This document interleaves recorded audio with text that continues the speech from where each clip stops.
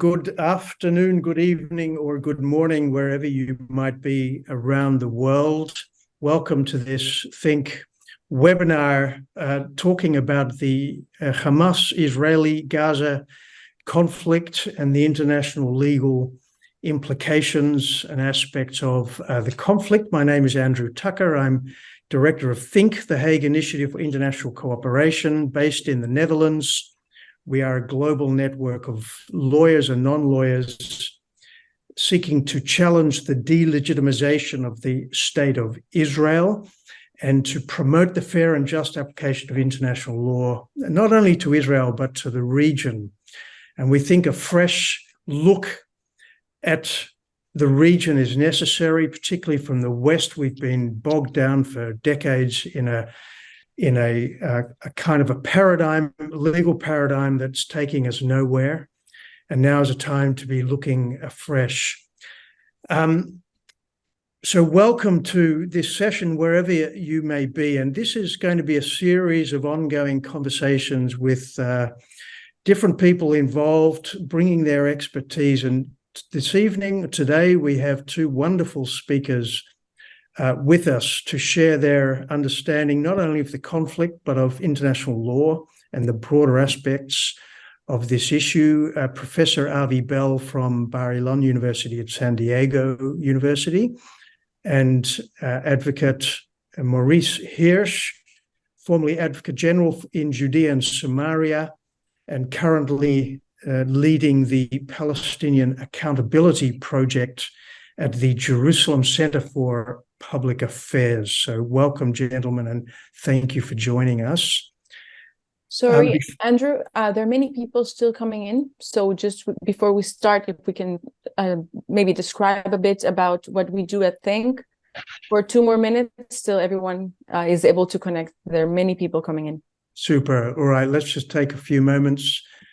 And as far as I'm concerned, we can go a little bit over time. Depends a bit on our speakers. I know they've got many other commitments. But we want to take our time to get into these issues. The more we think about this conflict, the more complex it becomes, the more all-encompassing.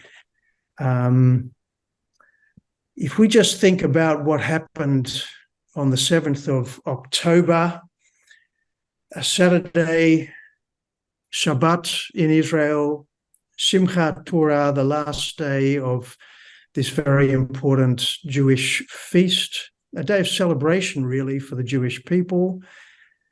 This was the day, a very holy day, when 3,000 approximately Hamas and Palestinian Islamic Jihad operatives broke through the barrier around the Gaza Strip, separating Gaza from Israel, and basically took over villages and towns in the area. They rampaged, they ransacked, they massacred, desecrated innocent people, babies, children, adults, elderly, even Holocaust survivors were subjected to the most horrific treatment.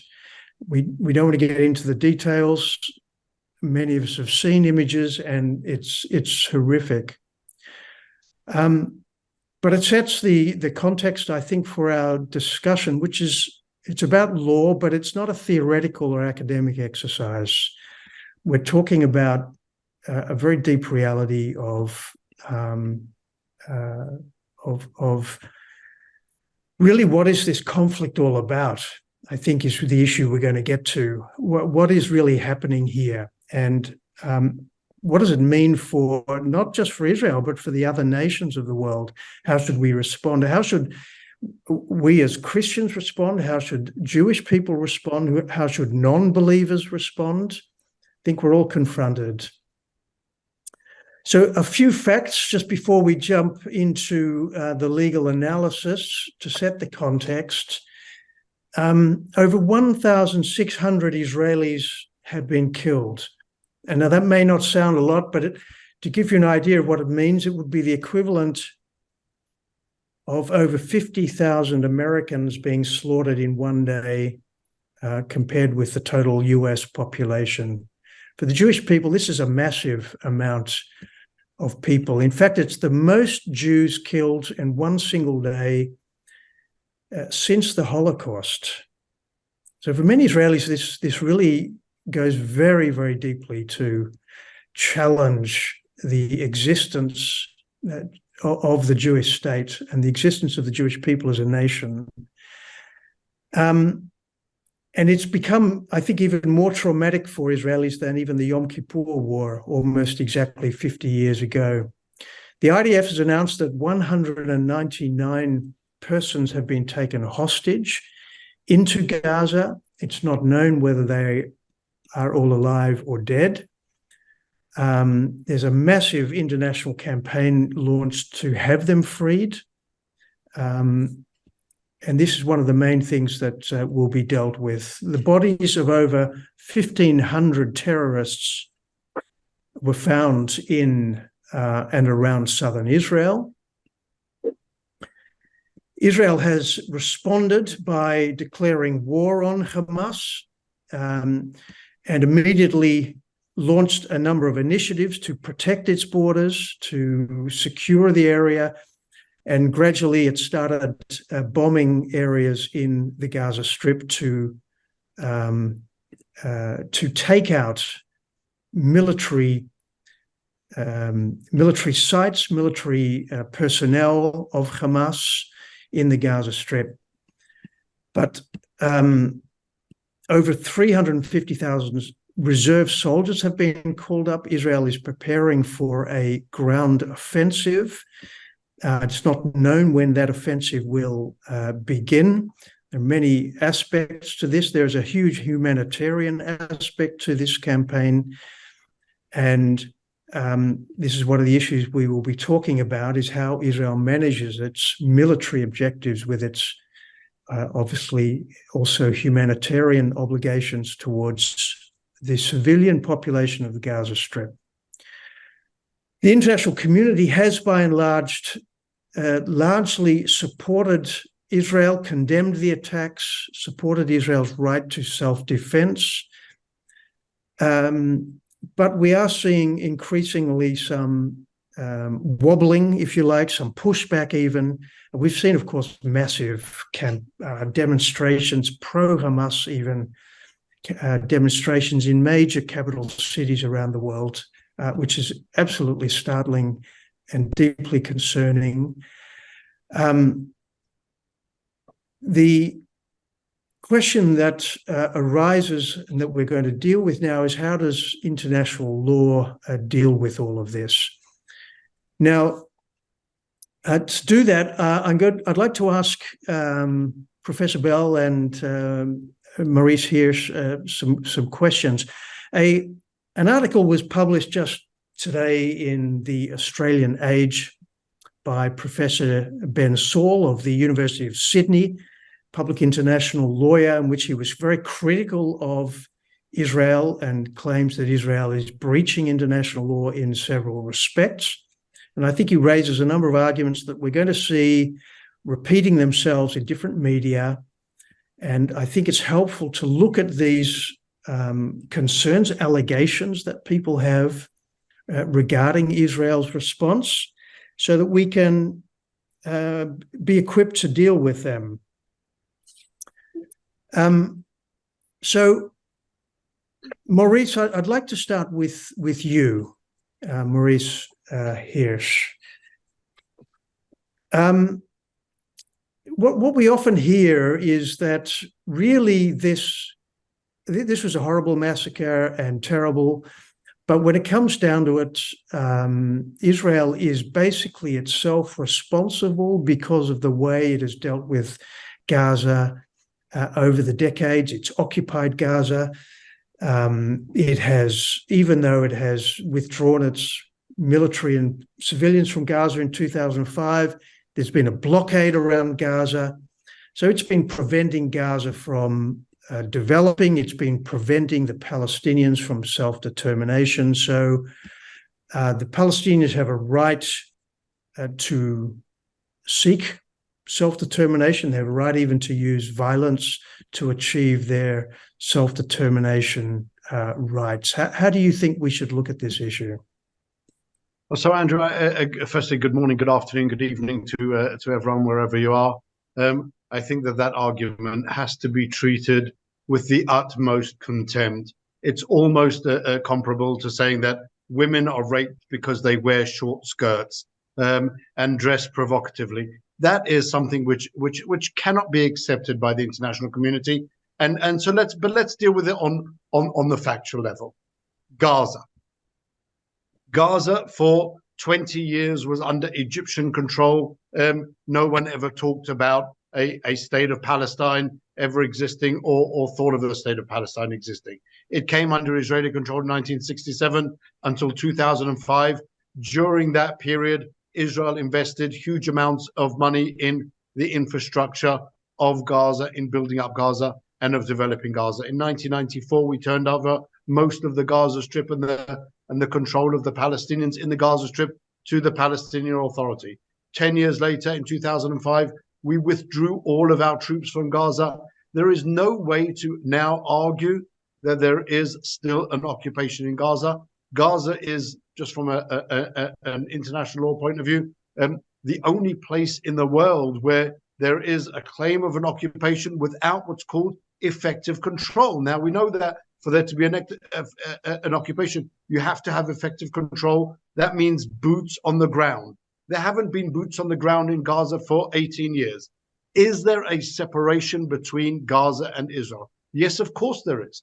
There is a separation between Gaza and Israel because Gaza, since 2006, when Hamas, this genocidal terrorist organization, won the elections, the last elections in the Palestinian Authority, Gaza has been controlled by this terrorist organization whose charter, whose basic formative document says that our goal and our sole goal is to destroy Israel. So sure, there's a separation. We have a maritime blockading in place to prevent arms and weapons and missiles flowing freely into Gaza. That was the case before the blockade, the maritime blockade was imposed. That maritime blockade, let's remember, was declared legal by an international UN-appointed body already in 2012. So we're looking at that from that point of view. Now we have the situation between Israel and this neighboring entity, a situation where for over the last 20 years, since 2005 alone, the terrorists and before the 7th of October, the Gazan terrorists have fired some 20,000 rockets into Israel, indiscriminately targeting Israel's civilian population. This is a hostile entity with genocidal motives and goals, and still we have to live next door to them. So there has been limitation of the flow of goods into Gaza through Israel. Of course there is. But if you consider the statistics for the last few years, you can look them up on the site of the UN organization OCHA. There has been tens of thousands, sometimes hundreds of thousands of exits and entries from Gaza into Israel. Just in the first 8 months of 2023, there were over 400,000 exits from Gaza just into Israel. The passage of 52,000 truckloads of equipment, brand new cars. If any of you have seen the pictures of these marauding ISIS-like terrorists traveling around Israel's cities and villages and kibbutzim, slaughtering our civilians, well, they were driving these beautiful white Toyota Hiluxes.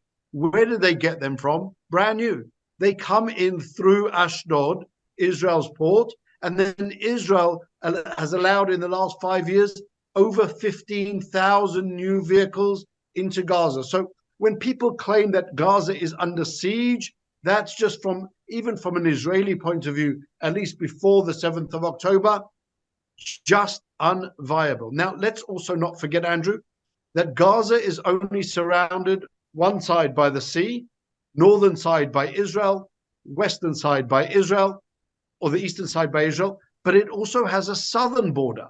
That southern border, an extensive border with Egypt. There is, in addition to the entries and exits from Israel, there are another 100,000 people just in the first 8 months of the year who exited Gaza towards Egypt. Flow of more vehicles in and out, truckloads of equipment. Only 4% of the materials and other goods that passed via Israel, according to the UN. Now, this is OCHA. Put it into context. This is an organization that, if you read its weekly updates without knowing any context, you too would come out as a person who hates vehemently Israel. These are biased reports from every direction possible. And even they say that this is the flow of goods and materials. Now, at the same time, during that 20-year period, 2005 to 2023, 18 years, Gaza has been the recipient of tens, if not hundreds of millions of dollars for the purposes of building, developing, reconstructing Gaza. Instead of taking that money and building, transferring Gaza into this beautiful Middle Eastern oasis on the Mediterranean Sea.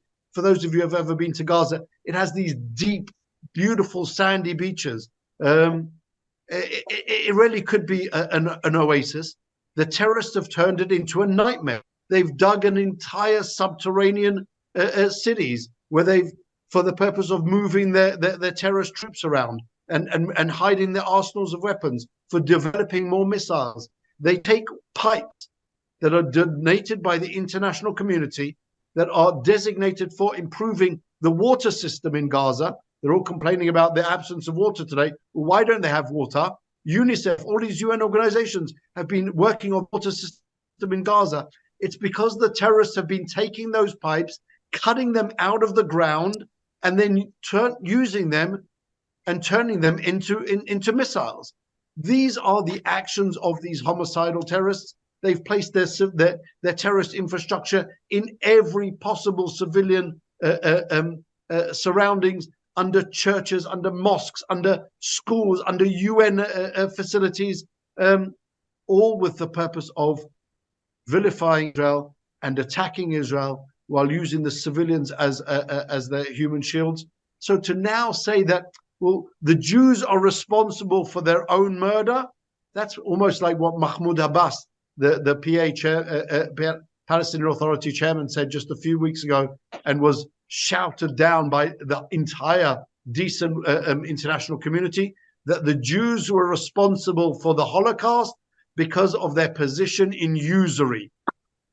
These are just fundamentally anti-Semitic comments that no one accepts. And unfortunately, whether he's a professor of law or not, his statements appear to come into that same category of just vile anti-Semitism.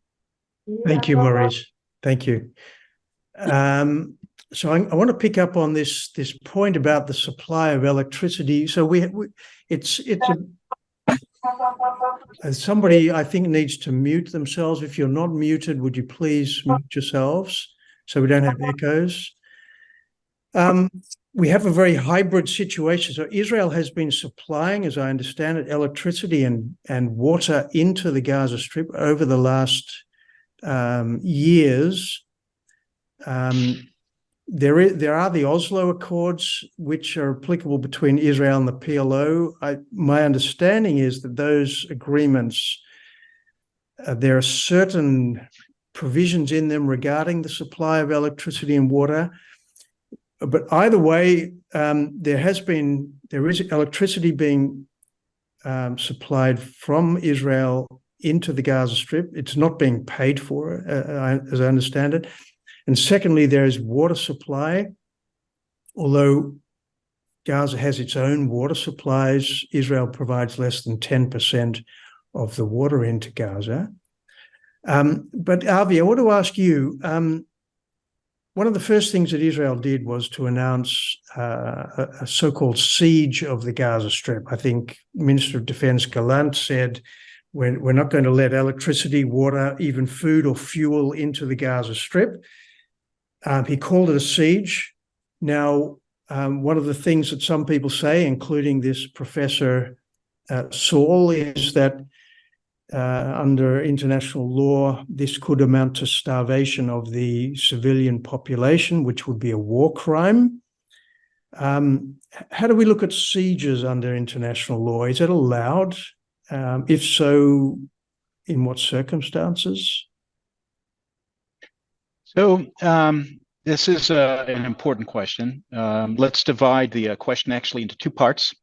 Right? There's one action that Israel has taken, which is that it has decided no longer to supply of its own water, of its own electricity, of its own foodstuffs, of its own toys, of its own electronics, etc. Israel does not send Israeli goods to the Gaza Strip. That's one part. And the second part of this is that what a siege means doesn't have anything to do with non-supply. A siege means that Israel is pledged to not allowing others to supply. Now, sieges are a lawful method of warfare, period. Right? The only condition in order that can turn a siege from a lawful method into an unlawful method is the intent to starve the civilian population. On the other hand, it's obvious that a siege, a lawful siege, can and probably will lead to some deprivation of the civilian population as a collateral matter. This is like everything else in the laws of war. Right? According to the laws of war, it is unlawful to target civilians, but it is lawful to target enemy combatants, knowing that civilians are going to be collaterally harmed, collaterally killed, collaterally maimed. Intent is the key here. So is it lawful for Israel to cut off the supply lines for Hamas, even though there will be collateral harm to Gaza civilians? Yes, that's what a siege is. A complete siege, and that's what a siege is all by its nature, complete, cuts off everything. Now, as I said, a siege is lawful unless intended for starvation of the population. There are conditions to it that once you're carrying it out, you have to be sensitive to two things. Okay? One of these is that when you have a siege, you have to permit third parties to supply humanitarian goods, which is it's a defined term, right? This is a legal term, and it basically means food and medicine. It doesn't mean everything in the world, right? It doesn't mean toys for children. It means food and medicine. Now, the besieging party has to permit these humanitarian goods into the besieged area, as long as there's no fear that the supplied goods are going to be diverted to the use of the enemy. Now, we've already seen through decades of supplying the Gaza Strip. Well, let's be more precise. Through 16 years of supplying the Gaza Strip under Hamas rule, that Hamas is in complete control of all supplies that go into the Gaza Strip. They have ruthlessly and repeatedly stolen humanitarian supplies. There is no doubt whatsoever if more humanitarian supplies go in, Hamas will take them and divert them to their own use. Even if it just consists, whether it consists of Hamas terrorists eating the food that is designed for the civilians, that is brought in for civilians, or whether it's taking medicines they don't currently need, stockpiling them or selling them in order to fund themselves. Under such circumstances, Israel has no requirement to permit humanitarian goods in according to the laws of war, and Israel, according to the laws of international terrorism, is actually forbidden to permit that supply because that would be indirect supply of a terrorist organization. Now, the other condition, and this is not a condition of siege per se, this is a condition of all of the laws of war. Any operation, any military operation, which includes a siege, has to follow two basic rules. It has to be aimed at legitimate targets, in this case, the Hamas terrorist organization. And the collateral damage, which is expected, right? The collateral damage to civilians must not be clearly excessive in relation to the military aim. Now, the military aim here is very clear. It's to cut off Hamas's supply so as to speed up the process of capturing the Gaza Strip, taking it away from Hamas, and destroying the terrorist organization, root and branch. Now, there is a possibility that we will get to a point where Israel has to modulate the siege, given the collateral damage. It's something that Israeli planners have to have an eye on, and they do. Now, are we likely to get to a humanitarian crisis, mass starvation? Unlikely. Right? Starvation. There are mass food stocks in the Gaza Strip. There is, as you said, independent sources of water. It's unlikely we'll get to it, but it's possible. I think that the greater threat to the civilians is the military operations where Hamas has embedded itself within civilians.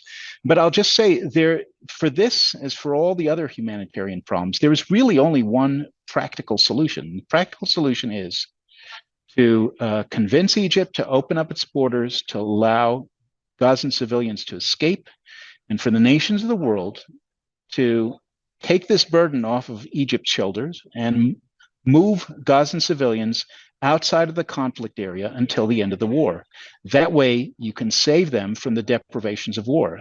Otherwise, there will be deprivations of war, and international law recognizes that. It is lawful for there to be collateral damage to civilians, even quite severe collateral damages. Avi, thank you. So let's just talk about that, because Israel has actually called for Gazans to move from the northern part of Gaza to the south, right?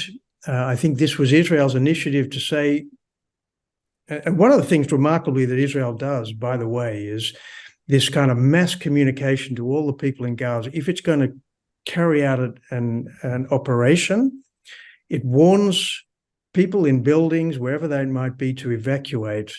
And they've called on Gazans to evacuate the northern part of Gaza, move to the south, as I understand it, as a humanitarian measure to protect them.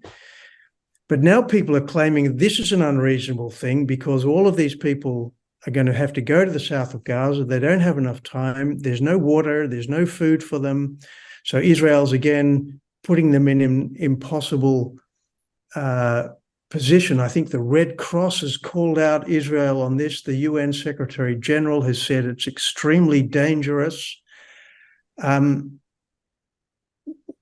How do we see this? Is Israel preventing these people from exiting into Egypt?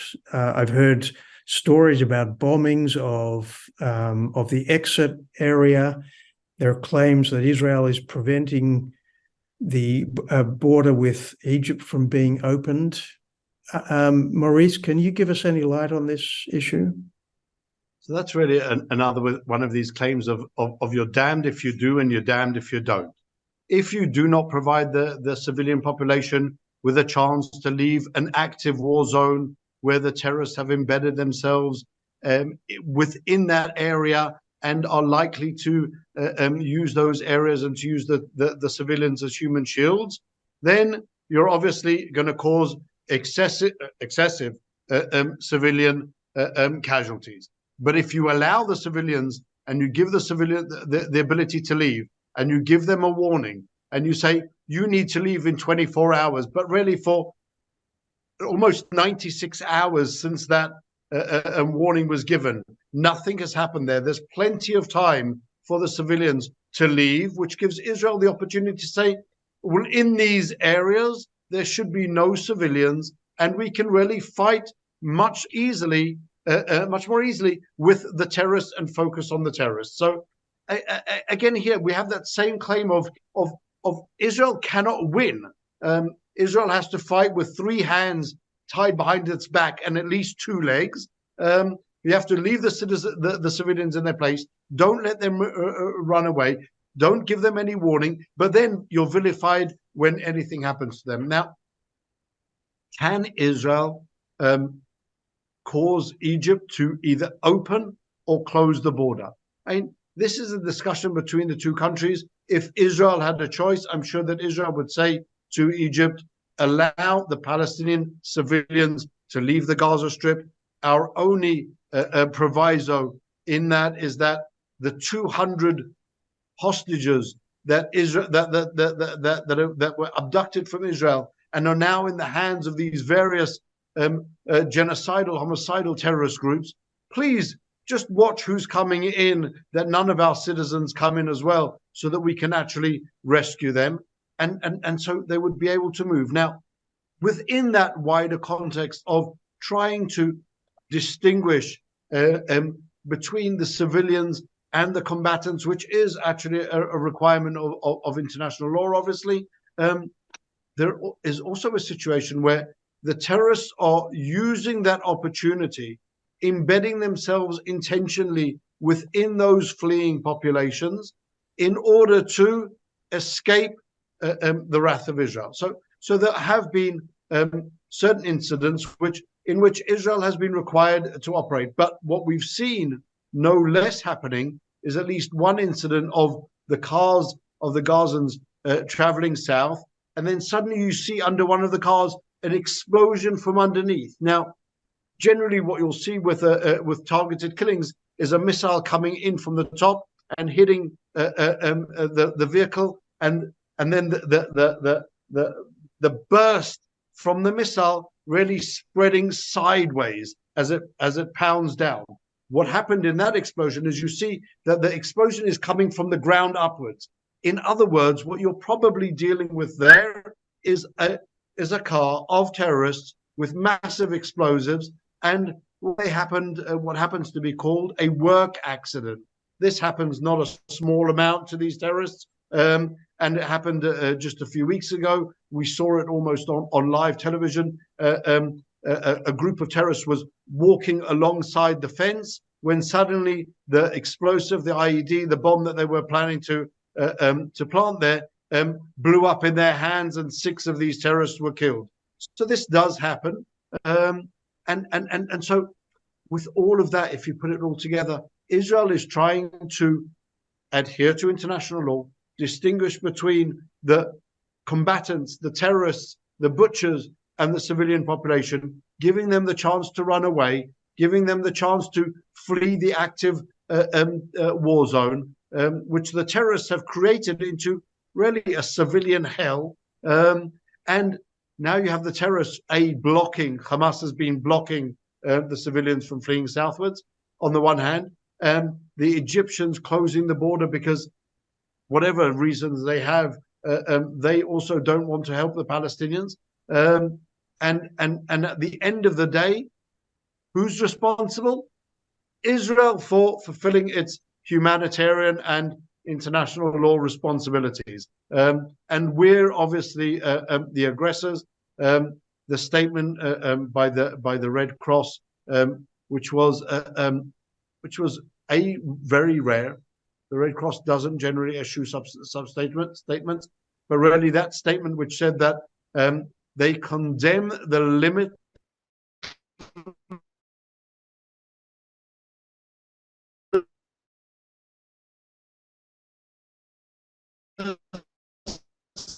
destruction in Gaza.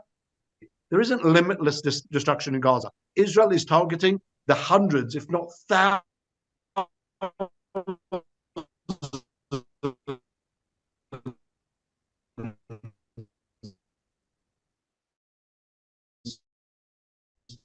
possibly even tens of thousands of use the civilian population as human shields, and the ICRC instead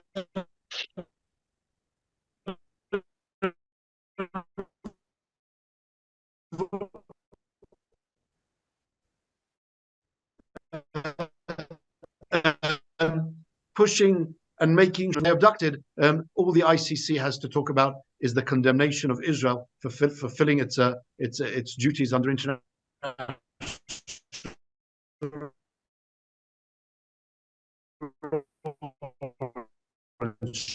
Striking these terrorists. We question, is this all really necessary? What is Israel really trying to do? And the Prime Minister came out with some very strong statements at the beginning. He said, we will cripple them mercilessly and avenge this black day they have brought upon Israel and its citizens. And then he They're talking about animals, barbaric. Is Israel taking revenge? I think a lot of people respond very negatively to the idea that Israel is taking revenge for these barbaric acts. Or is Israel legitimately trying to root out a terrorist organization that is a threat, existential threat, potentially to the state of Israel and its citizens, and indeed to other countries as well? Avi? Now, if I can, I'd like to actually relate this to what you and Maurice were just talking about. And it's an important legal concept to be acquainted with. It's the concept of necessity. And so during a war, law-abiding parties,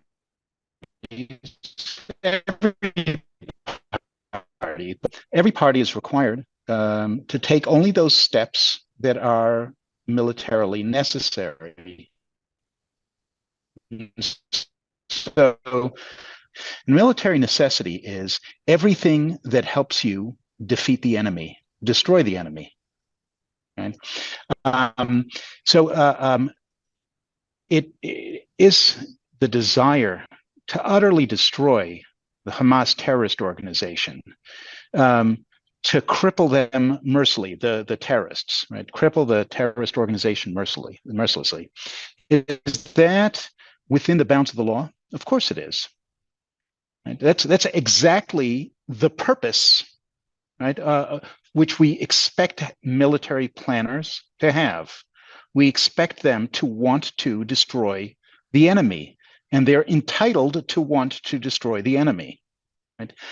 Now, they're expected to do so following these other two rules that I mentioned earlier, distinction, proportionality, to do so by aiming at the correct targets and stopping if there's expected excessive collateral damage. But of course, Israel does follow distinction, proportionality, and it also follows the rule of military necessity.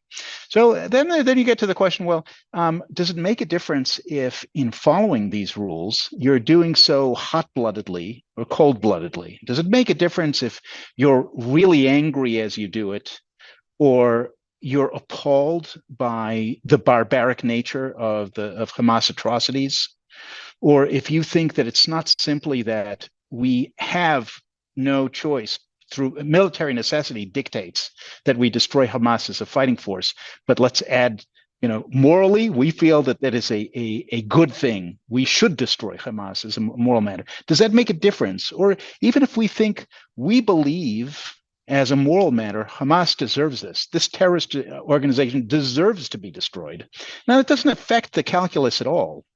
Right. I think that this attribution, this constant attribution of atavism to Israel, to the Jewish state, is just a setup for trying to claim that Israel secretly, even though it in every way possible shows that it obeys the rules of the laws of war, that it aims at the proper targets, that it gives warnings, that it tries to reduce collateral damage, and that all of its operations are aimed at the legitimate military necessity of utterly destroying the Palestinian terrorist groups. Even though Israel does that somehow secretly, we're supposed to understand there's some secret evil motive, and it leaks through when Israel points out that Hamas acted in an inhuman, cruel fashion, and that as a moral matter, they are deserving of punishment. Now, they are deserving of punishment, but doesn't have anything to do with the campaign or with the laws of war. The laws of war are that it is legitimate to target the organization in order to destroy it. And that's what Israel's doing. So this is all, as I understand it, from a legal perspective, based on the right to self-defense, right? It was Hamas, which is the aggressor, which took illegal action, infringing the sovereignty of the state of Israel, going in, raping, pillaging, murdering, breaching. But it goes beyond that, doesn't it? Hamas is a threat, and has been for a long time, to so Israel's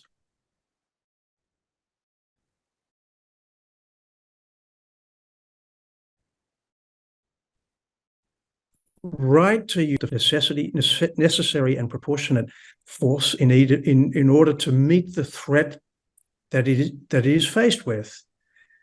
So the question is, what is the threat posed by Hamas? Because I think a lot of people think, well, they're pretty nasty, they're pretty horrible, but let them just be nasty and horrible, and every now and then let them do nasty, horrible things. But they're not a real threat justifying the bombing of men, women, and children in Gaza.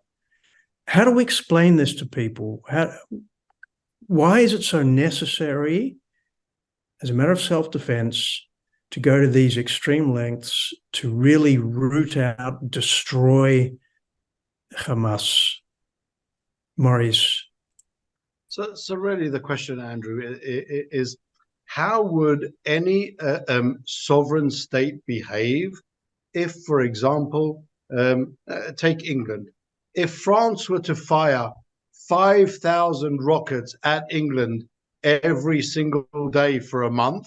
How do you think the British would respond? How do you think the French would respond if the Spaniards were to fire 1,000 rockets every day, and part of them even aimed at Paris and falling in Paris? I think the question, the answer to that question is so obviously clear, that Israel as a sovereign country cannot allow itself to be constantly attacked by ISIS-like terrorists who are sitting on the border, who wake up in the morning and say, you know what, we're going to fire a few thousand rockets at the Jews. This is something which is entirely unacceptable. This, as I said, without relation to the question, that since 2005, they fired 20,000 missiles and rockets at Israel just since the 7th of October. Just in the last 12 days, the terrorists in Gaza have fired almost 7,000 rockets at Israel. They haven't only been fired at the areas adjacent to the Gaza Strip. They've been fired at Israel's major civilian population centers. They've been fired at Jerusalem, at Israel's capital. Some of them were fired even at East Jerusalem, and they could have accidentally fallen onto the Temple Mount. Some of them have been fired at Tel Aviv, at Herzliya, at Netanya, at Rishon LeZion. Just to give the audience a little bit of perspective, Israel's population is about 9 million people. The missiles that have already been fired cover about 5 million people of Israel's civilian population, right? That over half of the population is subject to and is in a threat from these missiles raining down on them at any given moment. Would any other country in the world be expected to tolerate that? Absolutely not. So why should the Jewish country be expected to tolerate this wholesale assault on its civilian population, when all we're trying to do is just live our lives? We're just trying to get on. We've been trying to help develop Gaza. Over the last 3 years, there have been more and more work permits for Gazans to come into Israel. As you said before, we provide much of their electricity for free. There's goods going in and out. Are we the best of neighbors? No, because Hamas, as its charter, is committed to destroying Israel, and yet we're still there trying to help and to promote the civilian population, most of whom, by the way, supports Hamas. That's not me saying that. That's market research conducted by a Palestinian organization for the anniversary of the Oslo Accords. 44%, just on the 13th of September, 44% of the Gazan population, if given the opportunity again, would vote for Hamas. This is unprecedented.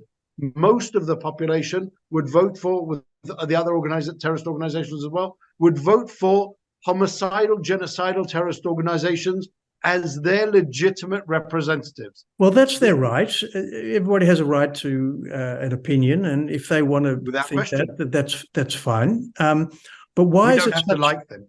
What's that? We don't have to like them, and we don't have to tolerate them. trying to murder our citizens every day. But you're not attacking Gaza. You're not responding to Gaza because people have an opinion you don't like. You're doing it because there's a military threat. And I'd like to ask, why is this military threat of Hamas? Is there a broader regional context? Is the fact that Hamas is financed by Iran via indirectly Qatar as well, that it is part of a coalition of states that are all focused on Israel, connected with Hezbollah that has 150,000 rockets? Is that context, the regional context, part of the considerations that Israel takes into account when deciding how to respond? Maybe, Avi, you'd like to answer that one. Regional context always has to be taken into account in planning, but this is really far afield. Israel doesn't require Israel's legal justification for using all the necessary force to destroy the Hamas terrorist organization does not require a demonstration that Hamas is linked to other neighborhood terrorist organizations. It is, but that's not the result would be the same even if it weren't. It doesn't make a difference whether the Hamas terrorist organization has the capacity, together with other states, in some circumstances, to destroy the state of Israel.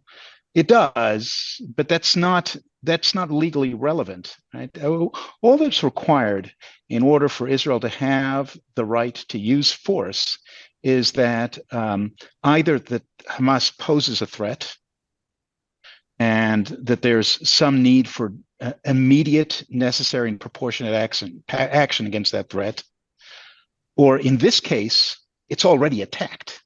Right? Once Hamas has attacked, then Israel has the right to use all the force it needs to, again, according to the rules of law, according to the rules of necessity, distinction, proportionality, but all the force that it needs to in order to destroy the enemy utterly. That's the way the laws of war work. They don't require that states tolerate a certain amount of terrorists crossing the border to behead babies or rape civilians or slaughter people in their homes. There is no requirement that Israel sit and suffer that. Right? It doesn't make a difference how many times it happens, and it doesn't make a difference whether they killed, as they did, more than 1,000, more than 1,300, or they'd killed 10. Right? Either way, Israel does not have to suffer that. Israel has no legal obligation to suffer through that. Israel has all the legal right in the world to use all the force necessary to destroy Hamas, period. Okay, well, then we get into the difficult territory, complex territory anyway. And this'll be the last question, I think, before we open up to Q&A. The bombings of Gaza, right? So already Israel is carrying out operations to target Hamas installations or personnel, but it is bringing down buildings. There are, you just look at the news outside Israel every evening, we're getting reports of all these buildings coming down and terrible refugee problems being caused. The question that I think the people have in their minds is that necessary in order to meet the threat? Is it really necessary to destroy, and it's going to be destruction of Gaza, physically and the lives of many people? Is that necessary to take out Hamas and to protect Israel? It's perhaps an unfair question, but I think it's one that people kind of have irrationally in the back of their minds. They're not thinking in international law terms necessarily. It's more an emotional response. But I think we need to be able to answer that question. The optics of it are very difficult. And I think we need to demonstrate or be able to argue that this is unfortunately necessary and proportionate in order to destroy Hamas. And if we don't destroy, if Israel does not destroy Hamas, then the consequences are significant. Can you shed some light on this or respond, either of you? Again, if I may, I think it's important to begin with the legal concepts. I mean, the way you're using the terms necessary and proportionate, these are not. That's not the way these terms are used in international law. And the way that the terms are used in international law, I've said what Israel is allowed to do in self-defense is it may utterly destroy Hamas and all the allied terrorist organizations in the Gaza Strip, utterly destroy them, target every one of those members of those terrorist organizations for the use of deadly force, destroy every single facility of Hamas, even if it's in the middle of a city, even if it is, as Hamas does, under places it under a school, places it underneath a hospital, places it in the middle of a university, places it in a mosque, right? It places it in a multi-story residential building. All those places, according to the law of war, are legitimate targets that Israel may attack unless the collateral damage is clearly excessive in relation to the military necessity. And again, the military necessity is defined here as destroying those terrorist organizations. So as a matter of law, the answer is clear. Now you're saying something else. You're saying, but wait, some people have an intuitive moral feeling that even if it's permissible according to law, Israel should act differently. It should be stricter than the law requires. It should obey what Israelis view as something, the code of the purity of arms.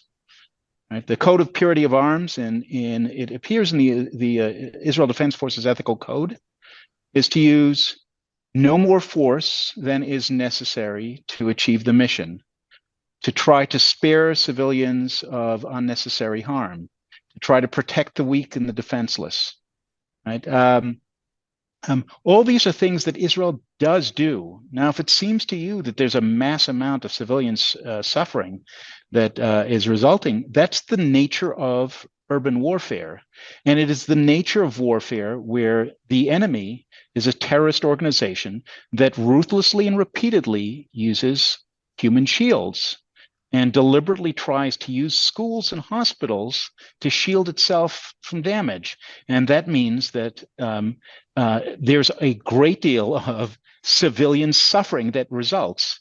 And this is an unfortunate reality, but that doesn't mean that Israel is doing more than necessary. Israel's ethical code, the code of arms, the ethical code of the Israel Defense Forces, which Israel follows scrupulously from the top military commander all the way down to the most junior soldier, does not permit Israel to engage in unnecessary destruction. The amount of destruction here is dictated by the nature of the enemy, the crimes of the enemy, both the ones that they've already committed and the ones that they would commit and they are committing right now, their attacks on civilians, their holding of hostages, their use of human shields. And again, if you are really concerned, you have to understand that the most effective way to reduce the harm to Palestinian civilians, to spare them from the ravages of war, is to bring the war to a rapid close, that is to rapidly defeat and destroy Hamas, which is the root cause of their suffering. It is making them human shields. It is committing the war crimes. And second of all, to rapidly and efficiently move the civilians out of the way, help them to escape the war zone. If you do that, if you take the civilians away from the terrorists, they can no longer be used as human shields. They can be cared for outside of the war. If I could just add to that, Andrew, just one little thing, since you're on mute anyway. Yes, Maurice. The question is also the product of a very, very successful propaganda campaign led by the Palestinians and their supporters. They intentionally show pictures of buildings being destroyed. Note how they never give any real context. All of these buildings, according to the propaganda, are all civilian targets that never had any type of military purpose.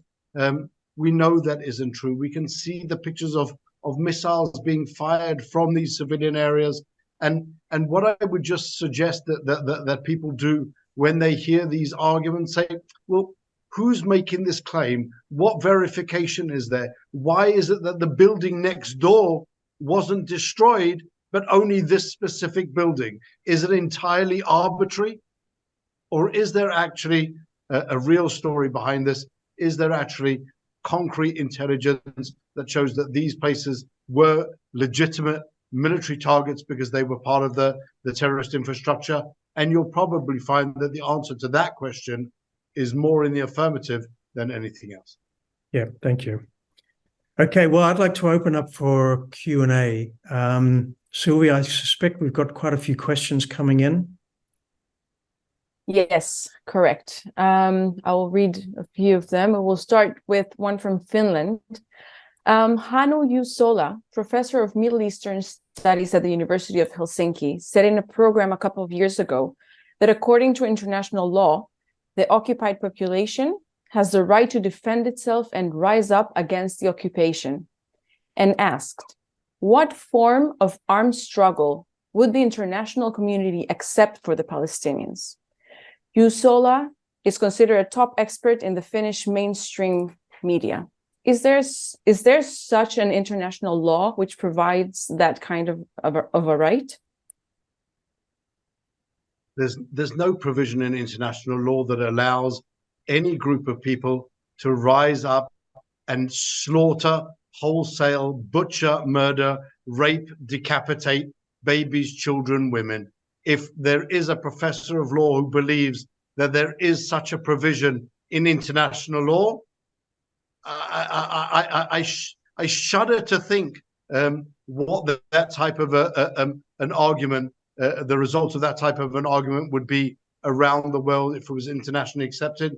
There is actually a resolution of the United UN General Assembly 3236 from the 1970s recognizing the rights of certain people to self-determination and to groups of self-determination. The Palestinians interpret that as a carte blanche to wholesale murder. If you support that opinion, then I think you are distorting both international law, but more importantly, you're distorting basic morality. Gaza is not occupied, and so a priori that question, I think, would be irrelevant in this case. But again, I think the answer that's being provided by a leading professor of law is really an abhorrent answer. If they can justify wholesale murder, that cannot be. I had a professor of law when I was studying in England who said to me that if the conclusion that you came to based on the study of the subject is so completely outrageous, the law's not wrong. You've just made a mistake. And if you can justify wholesale murder, then you've just made a mistake. Avi? So how is Yeah, sorry. Avi, you want to add anything to that? Yeah, just very briefly. You know, there was a discussion in the first half of the 20th century about the flip side of this. There was an argument that was raised by Germans in particular that international law requires people under occupation to submit, to obey. And there's some very famous articles, Oppenheim and others, that no, there's no such duty. Why is there no such duty? Because there can't be, right? Occupation is a matter of fact. Right? If you observe that a state fulfills the conditions of occupying the territory of another state and the conditions of belligerent occupation, then there are rules that apply to the state that is occupying. there is nothing. There are rights of people that are in occupied territory that are listed in treaties. There's no right to exercise force of any kind. And it doesn't make a difference how brutal the occupation is. And certainly there's no duty to obey either. The basic duty of the occupier is to provide law and order. So it'd be inconsistent with that to claim that there's a right to rebel. It's contrary to the Hague Convention. Right? So it's a made-up argument. It has no basis. Maurice is saying if somebody read the material and thinks that, then there's something wrong with his reasoning process. He can't. I'm saying something more than that. There is no way to read the international law material and come to the conclusion that there is a generalized right of people under occupation to, quote, resist their occupation. But I'll add that even if one thinks that there is absolutely no right under even the most legally justified campaign of resistance to engage in any war crime, to engage in any crime against humanity, to engage in any crime of genocide. Somebody who raises this is what they're trying to do is divert your attention from the fact that Hamas terrorists have committed the most horrible crimes, and all nations of the world have a legal duty to prevent further crimes by Hamas and to punish them for the crimes they have already carried out. That's what's in international law. That's in black and white in the treaties. Thanks, Avi. Yeah. Okay, Sylvia? Okay, we have many questions coming in. Some are short, some are long. Thank you for a very informative talk. Could the experts comment on the allegations by Human Rights Watch that Israel is using white phosphorus in Gaza? Yeah, that's I think a simple one to answer. Firstly, white phosphorus isn't a munition that is banned by international law. The use of bombs of white phosphorus, specifically targeting civilians and causing unnecessary pain, is something which obviously would be problematic, but there isn't a blanket prohibition for the use of white phosphorus. It is used by many armies in the world as a masking device. You fire, what happens with white phosphorus as it comes down, explodes in the air, it comes down, creates this a masking effect to allow troops to move forward, and it can be legitimately used in certain circumstances. Having said that, to the best of my knowledge, Israel doesn't use and hasn't used white phosphorus for many years. I think the last time that we saw it being used was in 2007. Since then, I don't think there have been any reported or verified instances in which Israel has used white phosphorus, I would question the validity of any argument that is raised now. Just the factual validity. Again, it's not necessarily prohibited, but the factual validity of any such argument. Okay. Avi, or should I? No, he answered completely. That's very good. Let's go to the next question. Okay. The 9/11 attack ushered in the Al-Qaeda's long-term demonic nefarious agenda. Al-Zarqawi, Al-Qaeda's second generation, is published only in Arabic, but could be translated into English. Hussein says Al-Qaeda viewed its struggle as a long-term war with 7 distinct phases. The attack by Hamas is certainly following the same script. Is it a beginning of protracted long way? What's your opinion? May I say something about this? Maurice, you mind? Yeah. Right. So I think that it actually, one of the important things here is to understand the worldview of one's foes. And so including barbaric foes like the Al-Qaeda terrorist group and Hamas. And they have a worldview. They have a plan. And Hamas, one of the plans behind this attack was to try to create a worldwide jihad, a Muslim uprising to slaughter the Jews and terminate the Jewish state.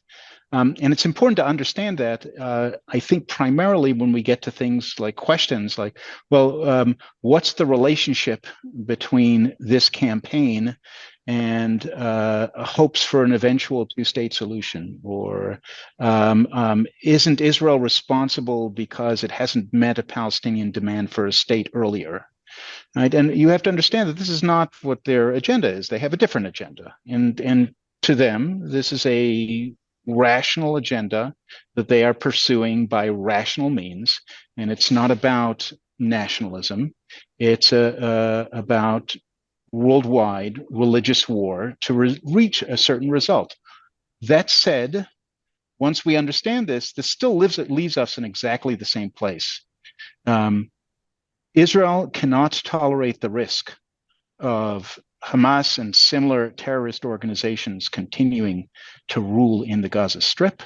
Israel cannot allow a terrorist army like this within striking distance of its farmers and mothers and children. Israel has no choice but to destroy Hamas, and it will do so according to the laws of war. I offer a very short addition? Part of what we're seeing now really also is, whilst Hamas is, as Avi described them perfectly, they have their own worldview of destroy everything and create this Islamic Caliphate. What we're also seeing playing out at the moment is, in the last few months, Israel and America and Saudi Arabia have been discussing the extension of the Abraham Accords, more peace in the Middle East, and this has annoyed the Iranians. Hamas is directly funded and armed by the Iranians, as are Hezbollah in the north. This also has to be seen in its more regional context of Clausewitz famously said that war is just a continuation of politics with violent means. So the politics of Iran is to interrupt, scuttle, prevent any type of expansion of Middle East peace. And the way that they do it is just with violence. And that's also part of, I think, what we're seeing playing out at the moment. So how do you see Gaza after Hamas is eliminated? Since it was said in this conversation that 50% of the people would still vote Hamas today. How will you make sure that another Hamas is not going to be alive again? So one of this might be the last question too, I think, Sylvia, right? Yeah. So take your time, gentlemen, to answer this one. So I think that is a very difficult question. How do you and to what extent do you allow the Palestinian Authority to come back in? When, as I described before, the Palestinian Authority, the existence of the Palestinian Authority allowed for the rise of Hamas and for its eventual takeover. How do you avoid that happening again? Is there any possibility of Palestinian Authority involvement? Does Israel need to implement something equivalent to or a version of the Marshall Plan? So in the same way as Germany was denazified after the Second World War, is that something that needs to be done also in the Gaza Strip? Teaching people that, well, you just can't murder Jews because that's your ideology. That just isn't okay.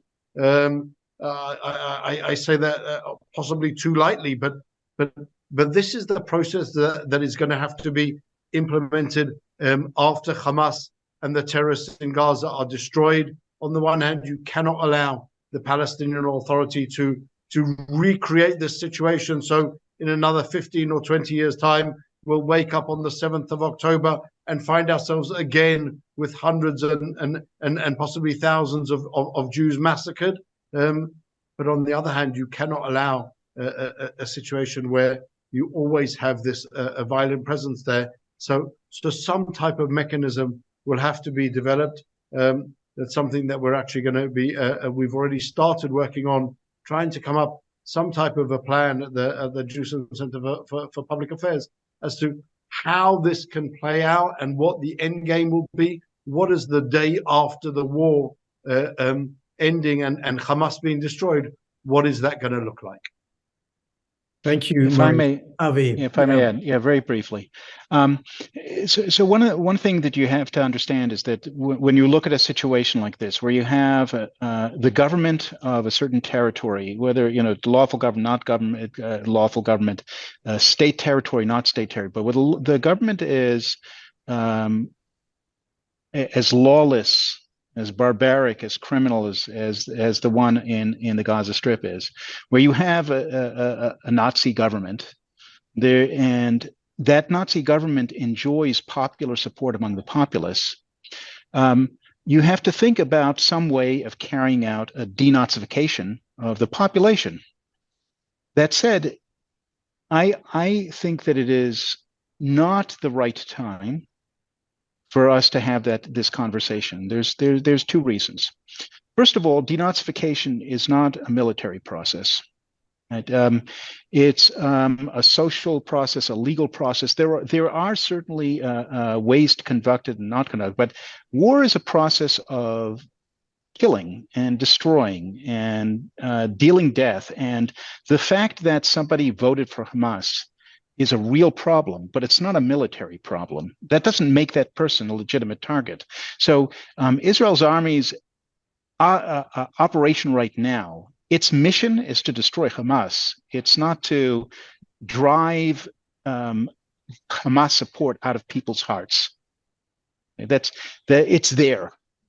Okay, now, there's a second reason I think this is not the time to talk about it, and that is this. There are Ben Sauls in this world. The gentleman that you quoted at the beginning. And what I can tell you that if Ben Saul hears a conversation about what should Israel do after the war, should it turn over the territory of the Palestinians? Should it do something that does not involve turning over the territory of the Palestinians? Ben Saul will instantly take that and he'll flip it around and he'll say, see, the real goal of Israel is this political aim. The real goal of Israel is to change Palestinian society in some way. The real goal is denazification. It's not to take on the terrorists. And so I think that this is terribly unfair, because I think that Ben Saul has no moral or legal justification for asking those questions, for making those assumptions about Israel's military planners, for demanding these things of Israel. That said, I know that there are many Ben Sauls in the world. There are many of them in the leadership of the EU and in the leadership of European states. And discussing, this is a discussion that must be had, but if Israelis are having it, they will twist it around to try to make it so that we're criminals. So I don't want to have this conversation now. You feel free to have it. I'm not going to. Yeah. Andrew, sorry to interrupt, but we said it's the last question, but there are a few questions about the news that are coming in the last minutes. A spokesperson from Gaza's Ministry of Health claims that between 200 and 300 people have been killed in an Israeli strike on the Baptist hospital in central Gaza. How will this contribute to the wobbling support for Israel now? I can answer that one. There's going to be a constant stream of propaganda from Hamas. The Gaza Ministry of Health is the name of an organization that is run and operated by Hamas. It is putting out full-time propaganda on behalf of the Hamas terrorist organization. I have no idea whether the report is true or is not true, but I can tell you that in Israel, people understand the mission. They understand the way we are doing it. We have been following the law. We will continue to follow the law. But we will not stop until we've destroyed Hamas, because that's what we have to do. And we will do it according to law. I can tell you that the Ben Sauls of the world don't care. Right? They were accusing Israelis of war crimes before. They'll accuse Israelis of war crimes after. This will be one of, I don't know how long a list of excuses that they'll have for claiming that Israel is committing war crimes, and they will continue putting out their reports. This will be one of many excuses that they will use to to engage in apologetics for the terrorist organization and to raise unfair accusations against Israel. I can tell you that if there is even the slightest element of truth in this Hamas claim, which again, I cannot know because it would be purely coincidental whether a Hamas claim is true or not true.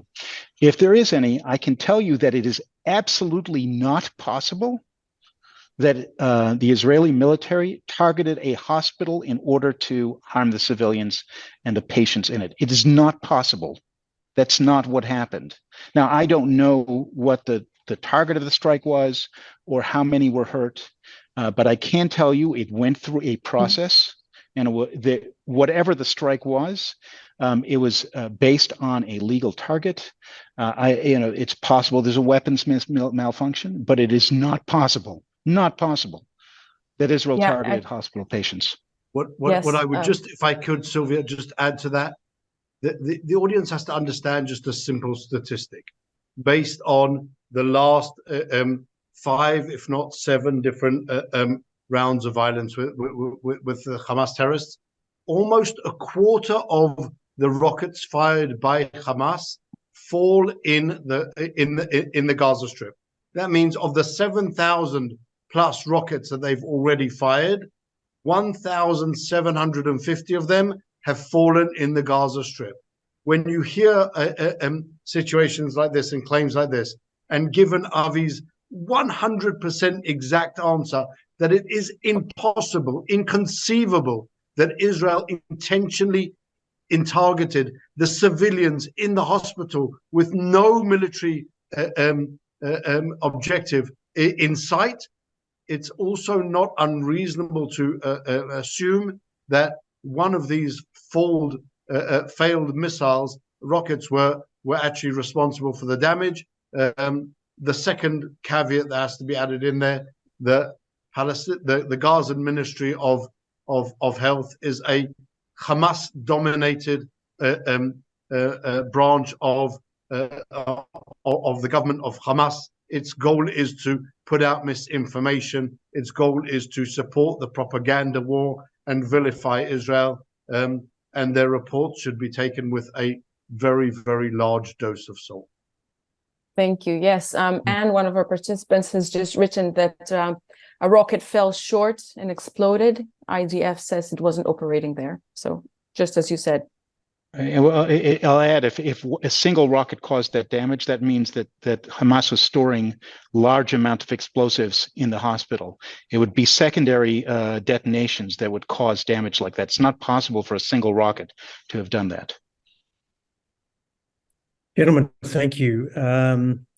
This is very engaging, and I think we could go on for a long time. We will resume the conversation, I'm sure. Thank you for all your time. Thank you, everybody, for participating.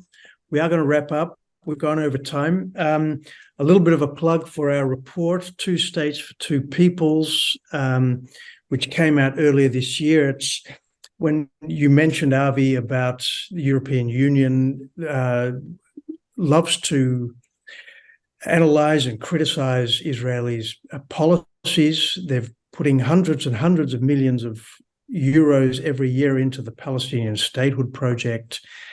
And these events are just showing how dismally this whole project is failing. So it's important that I get your point, Avi. This is not really the time to be talking about the longer term issues of statehood and so forth, but there will be a discussion that has to be had at a certain point. And I think Europeans, and I speak to myself and to us in the Western world, we need to have a good look at ourselves about how we are constantly trying to impose solutions on Israel from the outside. Thank you for the discussion. The session has been recorded. It will be published. I do invite you, if you are not already subscribing to our publications, that you visit our website. It's in the chat, and sign up for our newsletter and other publications. We love to keep in contact with you. And please do make a donation to the work of Thinc. We need your support to continue the work of research, education, and advocacy. I think you've seen from this session how much work there is still to be done Thank you, Avi. Thank you, Maurice. Thank you, Sylvia. And I look forward to seeing everybody at the next Thinc webinar. Good night. Good morning. Thank you. Thank you, and God bless you all. Thank you so much.